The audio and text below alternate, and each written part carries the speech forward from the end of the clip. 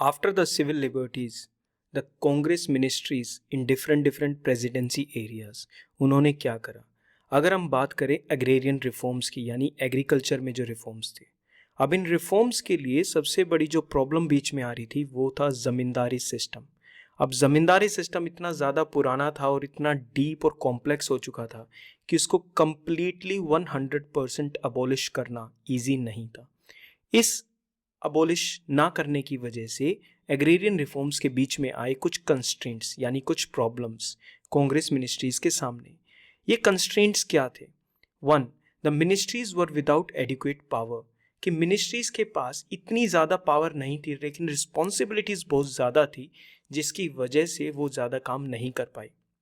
Second जो चीज़ थी वो थी इनएडिक्वेट financial resources, because provincial governments के पास ज़्यादा फाइनेंसेस नहीं थे, इसलिए वो ज़्यादा रिफॉर्म्स भी नहीं कर पाए। थर्ड प्रॉब्लम थी क्लास एडजस्टमेंट की, कि एक तरफ तो थी ज़मींदार क्लास और दूसरी तरफ है पीजेंट क्लास। अब इन दोनों को एक साथ एग्रीमेंट में लाकर आपको रिफॉर्म्स करने होंगे। Fourth one was the constraint of time, कि कांग्रेस ने इन इलेक्शंस में पार्टिसिपेट कर कर इनका जो गेम था वो था confrontational politics and not cooperation. अब कन्फ्रंट करने में और कोऑपरेट ना करने में इतना ज़्यादा टाइम लग रहा था कि रिफॉर्म्स के लिए ज़्यादा टाइम अवेलेबल नहीं था। Next one was the world war second. अब वर्ल्ड वॉर सेकेंड शुरू होने में कुछ ही मंथ्स बाकी थे, तो इस वजह से भी काफ़ी प्रॉब्लम्स आए, रिफॉर्म्स की तरफ ध्यान नहीं गया। नेक्स्ट जो चीज़ आई थी वो थी the upper house in the legislature. जितने भी प्रोविंसेस थे ना, उन प्रोविंसेस में जो अपर हाउस था उसके अंदर कौन लोग बैठे थे? उसके अंदर बैठे थे जमींदार, लैंडलॉर्ड्स। एंड अगर आपको कोई भी लॉ पास करना है तो इन दोनों हाउसेस की रिक्वायरमेंट होगी, तो उनको भी एग्रीमेंट में लाना एक इंपॉर्टेंट टास्क था और वो कंस्ट्रेंट बन गया था। नेक्स्ट प्रॉब्लम वॉज कि अग्रेरियन स्ट्रक्चर इतना ज़्यादा कॉम्प्लेक्स था कि उसको ईजिली रिफॉर्म करना ईजी नहीं था। So these were the 7 constraints in front of the Congress. Now the question arises, the question is कि क्या agrarian reforms के regarding Congress ministries ने इस 28 months में कुछ किया? The answer is yes. Number 1, कुछ laws आए थे regarding the land reforms, और उसके बाद कुछ laws थे regarding debt relief, कि जो भी कर्जा इन फार्मर्स के ऊपर है उसमें कैसे इनको थोड़ा सा बेनिफिट हो सकता है। Third one was the forest grazing fee, किसानों के लिए जो फॉरेस्ट ग्रेजिंग फी लागू कर रखी थी ब्रिटिशर्स ने, उसको कैसे कम किया जाए, इसके रिगार्डिंग भी कुछ लॉज आए। Next one was the arrears of rent, कि जो रेंट इतना टेनेंट्स का जो रेंट उनको पे करना था जमींदार्स को, तो वो इतना ज़्यादा इंक्रीज हो गया था, तो कुछ लॉज आए उसको रिड्यूस करने के लिए। And last one was laws related to the land tenures, land tenure के रिगार्डिंग, कि किसी को एक बेटर कॉन्ट्रैक्ट एस्टेब्लिश करना between the tenant and the zamindars. So these were the 5 major agrarian reforms that were brought by the Congress ministries. यहाँ तक तो ठीक है, this was regarding agrarian reforms. Now let us talk about the labour. अब labour के लिए जो basic approach थी कांग्रेस मिनिस्ट्रीज की, वो थी कि कैसे भी करके हमें वर्कर का जो इंटरेस्ट है ना उसको एडवांस करना है, उसको आगे बढ़ाना है, और वर्कर का इंटरेस्ट आगे बढ़ाना है। लेकिन साथ ही साथ कांग्रेस को इंडस्ट्रियल पीस भी चाहिए, कि इंडस्ट्रीज के अंदर अगर स्ट्राइक नहीं होगी तभी प्रोडक्शन होगी, और प्रोडक्शन होगी तो ही इन वर्कर को बेनिफिट मिलेगा, वेजेस इनको एक्स्ट्रा मिलेगी। तो इसके लिए उनके दिमाग में कांग्रेस मिनिस्ट्रीज में what were they thinking, they were thinking to reduce the strikes as far as possible, कि कैसे भी करके झगड़ा ना हो, स्ट्राइक ना हो, प्रोटेस्ट ना हो। Second thing was compulsory arbitration. Now compulsory arbitration is कि prior to striking, कि स्ट्राइक करने से पहले कैसे भी करके वर्कर और इंडस्ट्रियल मैनेजर्स के बीच में अगर सुलह करवाई जाए, बात करवाई जाए, देन उससे स्ट्राइक कम हो सकते हैं। तो these were the 2 priorities of the Congress ministries in the different presidencies. Now Congress ministries क्या रोल प्ले कर रही थी? अब एक तरफ तो उनके पास है वर्कर और लेबर्स, और दूसरी तरफ है उनके पास द कैपिटलिस्ट क्लास, और वो भी इंडियन कैपिटलिस्ट क्लास। अब इन दोनों के बीच में उसको ज़्यादा काम क्या करना है, it was having certain objectives. क्या थे वो objectives? Objective was to improve the workers condition, कि अगर वर्कर की कंडीशन इंप्रूव होगी तो वो बेटर काम कर पाएंगे, जिससे स्ट्राइक कम होंगी और कैपिटलिस्ट क्लास जो है वो अपनी प्रोडक्शन को बढ़ा पाएगी, प्रॉफिट ले पाएगी। Second objective was to secure wage increase. अगर लेबर की वेज इंक्रीज होगी तो उनकी स्टैंडर्ड ऑफ लिविंग जो है, ठीक है, उनकी हेल्थ जो है, उनकी एजुकेशन जो है, नेशनल मूवमेंट में पार्टिसिपेशन जो है, वो सब चीज इंक्रीज हो जाएंगी। This is what the Congress ministries were thinking regarding labour. Now Congress ministries के सामने ना एक बहुत यूनिक सी प्रॉब्लम थी। वो ये प्रॉब्लम थी कि कांग्रेस मिनिस्ट्रीज ये जो प्रोटेस्ट थी इनको किस नज़र से देखती थी। Sometimes these militant trade union protest were seen as law and order problems, कि अगर प्रोटेस्ट हो रही है तो उससे गवर्नमेंट को तो लॉ एंड ऑर्डर को भी देखना है at the same point of time, और ट्रेड यूनियन और वर्कर्स के लिए भी काम करना है। अब इनको जब वो इक्वल करते थे कि प्रोटेस्ट को जब लॉ एंड ऑर्डर की प्रॉब्लम समझा जाता था तो कांग्रेस मिनिस्ट्रीज को कुछ हार्श स्टेप्स भी उठाने पड़ते थे जो लेबर्स को या बाकी नेशनलिस्ट को ठीक नहीं लगते थे। Specially in Bombay these things basically failed because in Bombay presidency Congress ministries ने कई बार सेक्शन 144 का यूज करा, कुछ लीडर्स को भी अरेस्ट करा जो ट्रेड यूनियन की प्रोटेस्ट करवाते थे। सो these were the things which were happening in the labour scenario. Now if you talk about the social welfare reforms, Congress ministries ने सोसाइटी के वेलफेयर के लिए क्या करा? Number 1 was prohibition was imposed in certain areas, जैसे liquor, alcohol, इनके ऊपर कई जगहों पर प्रोहिबिशन लगाए गए ताकि इन चीज़ों से, इंटॉक्सिकेटिंग ड्रिंक से दूर रहा जा सके। Second one was regarding the Harijans, अलग अलग प्रेसिडेंसीज में टेम्पल एंट्री के लिए लॉज पास किए गए, स्कॉलरशिप निकाली गई ताकि हरिजन कम्युनिटी को बेटर प्लेटफॉर्म दिया जा सके। Third one was regarding attention paid to health and education, health के regarding better primary health care facilities and education के regarding technical education, primary education. These were the different aims of the Congress. Other than these three, others are encouragement to khadi through subsidies. Now khadi being a very costly item, ठीक है, उसके लिए government subsidies provide करने लगी ताकि लोग खादी ज़्यादा से ज़्यादा यूज़ करें और ब्रिटिश को इकोनॉमिकली घाटा हो सके, नुकसान हो सके, ठीक है। Next one was they undertook prison reforms, की अलग अलग जो इन प्रेसिडेंसीज के अंदर जो प्रिजन से उनके अंदर लोगों के साथ कैसा व्यवहार हो रहा है, उनको कैसा खाना मिल रहा है, क्या उनको पनिशमेंट मिल रही है। So prison reforms are also undertaken. Next one was encourage indigenous industries, की इंडियन इंडस्ट्रीज को ज्यादा से ज्यादा एनकरेज किया जा सके जिससे कैपिटल जनरेट हो सके एंड उस कैपिटल का यूज किया जा सके for the national movement and for the other things like labor welfare etc. Other than all these 6 जो पॉइंट्स हमारे सामने हैं, उनके अलावा सोशल वेलफेयर में the Congress ministries were also thinking about national planning committee, कि एक ऐसी प्लानिंग कमेटी बनाई जाए जो इंडिया के रिगार्डिंग, इंडिया के लोगों के, सिटीजन्स के रिगार्डिंग प्लान करके चीज़ों को, ऑब्जेक्टिव्स को अचीव करा जा सके। इस कमेटी के जो प्रेसिडेंट थे वो थे Congress president Subhash Chandra Bose in 1938। This committee was started at Haripura in the Haripura session of INC which is in Surat, the state of Gujarat. So these were the social reform programs. Now these all things are happening in the Congress ministries. Now what were the extra parliamentary mass activity? Congress जो थी वो ministry से बाहर भी काम कर रही थी और कॉन्स्टिट्यूशन का सहारा ना लेकर उन्होंने कुछ एक्टिविटीज करी जिससे जो और भी ज़्यादा इंडिया की डेवलपमेंट हो सके। Number 1 was the mass literacy campaign, कि ज़्यादा से ज़्यादा लोगों को अगर शिक्षित किया जाएगा, उनको अगर चीज़ें सिखाई जाएंगी तो ज़्यादा लोग जागरूक हो पाएंगे, अवेयर हो पाएंगे। This was the first thing they were doing. Second was the Congress police and panchayats, कि जो ब्रिटिश की पुलिस है उन सिस्टम्स का साथ ना लेके, उनको बॉयकॉट करके कांग्रेस ने अपनी पुलिस एस्टेब्लिश करी, अपनी पंचायत एस्टेब्लिश करी ताकि ब्रिटिश के कोर्ट सिस्टम का यूटिलाइज ना किया जाए और ज्यादा से ज्यादा लोगों की मदद की जाए।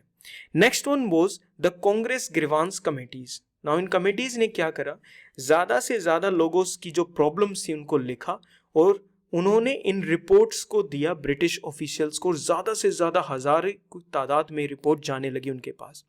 And next one was the state people's movement, यानी जो प्रिंसली स्टेट्स थे वहां पर क्या लोगों को उनके ह्यूमन राइट्स मिल रहे थे, क्या उन लोगों को उनके अपने फ्रीडम मिल रही थी, तो वहां पर भी मूवमेंट्स लॉन्च की गई उन प्रिंसली स्टेट्स के अंदर यानी इंडियन स्टेट्स के अंदर। एंड कांग्रेस ने उन सब की हेल्प करी उन मूवमेंट्स को बेटर करने में। सो these were the 4 extra parliamentary mass activity that the Congress was doing. So Congress ministries were doing in different areas. What were these areas that we have already discussed? It was regarding the civil liberties. Number 1, it was regarding the agrarian reforms, it was regarding the labor, and it was regarding the social reforms or the social welfare reforms. These things we have developed. Now, let us try to evaluate this 28-month rule जो Congress ministries ने 28 महीने के लिए rule करा, उसमें उन्होंने क्या क्या अचीवमेंट्स को गेन करा। What were the things? Number 1, self government was necessary for radical social transformation got confirm. सबसे पहले तो यही कन्फर्म हो गया कि यार अगर जो इंडियंस है अगर वो खुद पे रूल करेंगे, सेल्फ गवर्न करेंगे, तो ही रेडिकल सोशल ट्रांसफॉर्मेशन हो सकता है। इस थ्योरी को प्रूव किया। Next one was the movement could use state power to further its end. अब कांग्रेस ने जो स्टेट का जो स्ट्रक्चर है, ठीक है, जो स्टेट की जो मिनिस्ट्रीज है, स्टेट की जो पावर है, उन चीजों का यूज करा ताकि नेशनलिस्ट गोल्स को पूरा किया जा सके। Next one was the ministries were able to control the communal riots. अब जब तक कांग्रेस पावर के बाहर थी तो वो ज्यादा कम्युनल राइट्स या religious riots between different communities को कंट्रोल नहीं कर पा रहे थे। But when they were in power they could use the state machinery to control the communal riots. This is what they did in 28 months rule. Next one was the morale of bureaucracy came down, कि जो British की जो bureaucracy है, जो British के लोग हैं, उनका मोरल काफी नीचे आ गया, बिकॉज ब्यूरोक्रेसी से ऊपर कौन था? मिनिस्टर्स थे। Now the ministers in bureaucracy को दबाकर रखते थे जो ब्रिटिश ब्यूरोक्रेसी थी, तो उनका धीरे धीरे मोरल भी कम हो गया। Next one was the council work help to neutralize hostile elements like landlords. Now in councils के अंदर जो भी काम चल रहा था उससे लैंडलॉर्ड्स जिनका अपर हाउस में जो सबसे ज्यादा प्रेजेंट थे, तो धीरे धीरे ना उनको न्यूट्रलाइज किया गया, उनको एग्रीमेंट में लाया गया, and this is what they did. Next one was the people were able to perceive the shape of things if independence was won. अगर ब्रिटिश से हमें इंडिपेंडेंस मिल जाती है तो इंडिया में क्या होगा, तो एक क्लियर सी पिक्चर सामने आने लगी कि this is what will happen in India if Indians gain independence from the Britishers. Next one was the administrative work which further broke the myth that Indians were not fit to rule, कि जितना भी administrative work करा Congress ministries ने, उससे ये तो clear हो गया, क्रिस्टल क्लियर हो गया that Indians were completely fit to rule. So these were the 7 significant points of this 28-month rule of the Congress ministries. Now, these Congress ministries in October 1939, they resigned because of the World War II. Now, this was the 28-month period that we have talked about. Now, there were other things which happened at the same point of time. Let us go through those things. Number 1 was the anti-labor shift in Congress. ना कुछ लोगों को ये लगता था कि अगर Congress ministries बनी है तो लेबर के अंदर ना एक हाई होप्स थी कि यार वर्किंग क्लास के अंदर ये होप्स थी कि अब ना हमारे लिए कुछ बेटर होगा। बट कांग्रेस को कई जगहों पर ये देखा गया कि वो इंडस्ट्रियलिस्ट के साथ, जो इंडियन इंडस्ट्रियलिस्ट थे, उनके साथ उनकी ज्यादा फ्रेंडशिप है। तो कहीं ना कहीं लोगों को ये लगा कि कांग्रेस के अंदर ना एक एंटी लेबर जो है, एंटी लेबर जो उनका सिस्टम है वो बन चुका है कि वो लेबर या वर्किंग क्लास के अगेंस्ट है। This is one thing that was happening. Second thing that was happening was the Praja Mandal movement which was happening in the Indian princely states. Now let us discuss about this. The Praja Mandal movement was a political movement that took place in 1938 against the British Raj and the despotic princely states. In princely states के अंदर जो king थे, जो राजा थे, जो princess थे, with the Britishers, वो लोगों को दबा रहे थे, उनको पॉलिटिकल फ्रीडम नहीं दे रहे थे, उनको राइट्स नहीं मिल रहे थे। तो उन चीज़ों के रिगार्डिंग, उनके अगेंस्ट लोगों ने जब मूवमेंट शुरू करा, तो that movement is known as the Prajamandal movement in 1938।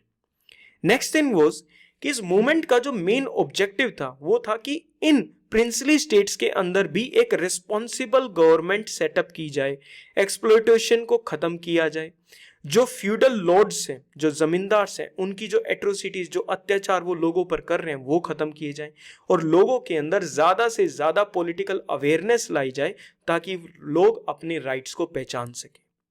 Now Congress के सामने एक डिलेमा था। डिलेमा क्या था? कांग्रेस इसलिए परेशान थी कि इन प्रिंसली स्टेट्स में हम करें तो करें क्या? क्या हम लोगों की मदद करें या हम कंप्लीट प्रिंसली स्टेट को अपने साथ मिलाने के लिए प्रिंसली स्टेट की अगेंस्ट द ब्रिटिशर्स हेल्प ले? Now this is what the Prajamandal movement was. Third thing was the Pirpur committee of 1938। Now this is related with the All India Muslim League. What happened? What was this Pirpur committee? Pirpur committee establish करी थी 1938 में by All India Muslim League. क्यों की थी? ताकि एक report, detailed report तैयार करी जा सके। पीरपुर कमेटी ने एक डिटेल्ड रिपोर्ट तैयार करी कि कांग्रेस मिनिस्ट्रीज ने अपने 28 मंथ के रूल में कितनी एट्रोसिटीज की हैं, कितने लोगों पर अत्याचार करा है। और जो ये Congress ministries government of India act 1935 के अकॉर्डिंग एस्टेब्लिश हुई थी, इन्होंने अलग अलग प्रोविंसेस में, स्पेशली वो प्रोविंस जहां पर मुस्लिम पॉपुलेशन ज्यादा थी, वहां पर इन्होंने क्या एट्रोसिटीज, क्या जुल्म किए हैं इन लोगों पर। Second point regarding Pirpur committee is the committee was chaired by Raja Syed Mohammad Mehdi of Pirpur. You can remember this, Raja Syed Mohammad Mehdi. Third was This report charged Congress with interfering in Muslim religious rights, कि कांग्रेस मिनिस्ट्रीज ने मुस्लिम के जो रिलीजियस राइट्स होते हैं, जो उनके प्रोसेसेस होते हैं, उसमें करा। उर्दू लैंग्वेज को सप्रेस करा ताकि हिंदी को और भी ज्यादा बढ़ाया जा सके, प्रोपोगेट किया जा सके। मुस्लिम रिप्रेजेंटेशन को, लेजिटिमेट मुस्लिम रिप्रेजेंटेशन को डिनाई करा गया और मुस्लिम्स को इकोनॉमिकली यानी आर्थिक रूप से दबाया गया। सो these were the three things what were related with the Pirpur committee of 1938। Clear है ये तीनों चीजें? Number one was the anti labour shift of the Congress, second one was related with the Prajamandal movement, and third one was related to the Pirpur Committee of 1938. Now Indian national Congress को दो बातें तो clear हो गई इस 28 month के rule में। Number one was कि पावर में आना और एडमिनिस्ट्रेशन को चलाना ये इजी टास्क नहीं थे, उनके दिमाग में ये बात बिल्कुल क्लियर थी। And second thing that they got to know that कि हर पूरी की पूरी जो कंप्लीट पॉपुलेशन है उसमें डिफरेंट डिफरेंट रिलीजियस सेक्शंस हैं, कम्युनिटी के सेक्शंस हैं, उन सभी की कुछ एक्सपेक्टेशंस हैं और सभी की एक्सपेक्टेशंस को आप पूरा नहीं कर सकते। एग्जांपल, लेबर की कुछ एक्सपेक्टेशंस हैं, इंडस्ट्रियल क्लास की कुछ एक्सपेक्टेशन है, इन दोनों को आप एक साथ पूरा नहीं कर सकते। फार्मर्स की और जमींदार्स की एक्सपेक्टेशन को आप एक साथ पूरा नहीं कर सकते। प्रिंसेस की और प्रिंसली स्टेट्स की और उनके लोगों की आप एक्सपेक्टेशन को एक साथ पूरा नहीं कर सकते। This was the 28 months rule of the Congress rule in the provinces. This is presented to you by Storyboard Revision under Swan. I hope you like the video. Take care, keep learning.